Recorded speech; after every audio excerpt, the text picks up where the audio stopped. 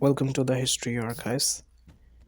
In 973 AD, an attack on the Lindisfarne monastery off the coast of the northern England marked the beginning of the Vikings Age. The culprits, probably Norwegians who sailed directly across the North Sea, did not destroy the monastery completely, but the attack shook the European religious world to its core. Unlike the other groups, these strange new invaders had no respect for religious institutions, such as the monasteries, which were often left unguarded and vulnerable near the shore. 2 years later, Vikings' raid struck the undefended island monasteries of the Syke and Lona, as well as the Rathlin.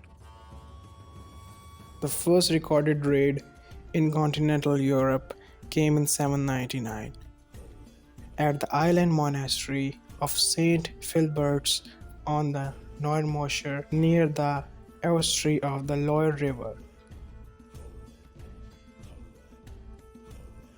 For several decades, the Vikings confined themselves to hit and run raids against coastal targets in the British Isles and Europe.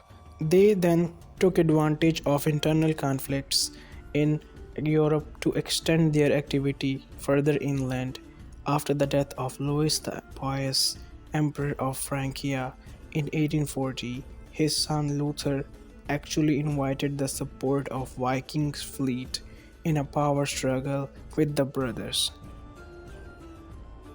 Before long, other Vikings realized that Frankish rulers were willing to pay them rich sums to prevent them from attacking their subjects, making Francia an irresistible target for further Vikings activity. In the next part, we will tell you about the conquest carried out by the Vikings in the British Isles. Thanks for watching.